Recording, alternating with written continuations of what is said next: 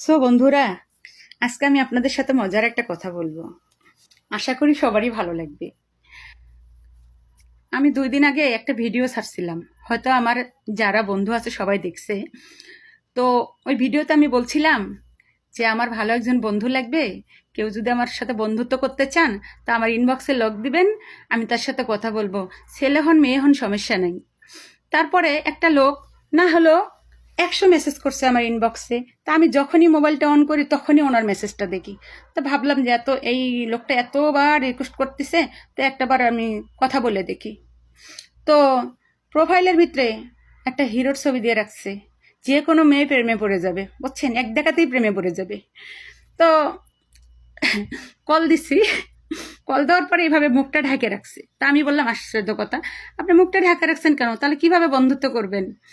তো উনি আমাকে বলতেছে, আরে সমস্যা নাই, আমি তো আপনাকে দেখতেছি।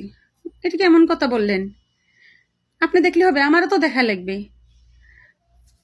তা আমি চলে গেলাম। তো বলতেছে আচ্ছা আচ্ছা ঠিক আছে, দেখলে পছন্দ হবে তো। আমি বললাম আপনি মানুষ তো। তা পরে বলতেছে আচ্ছা ঠিক আছে। ওনার মুখটা দেখার পরে মানে এতটাই বয়স্ক আর এমন একটা চেহারা, উনি যে কিভাবে আমার আমার আর ভাষায় আসতেছে না।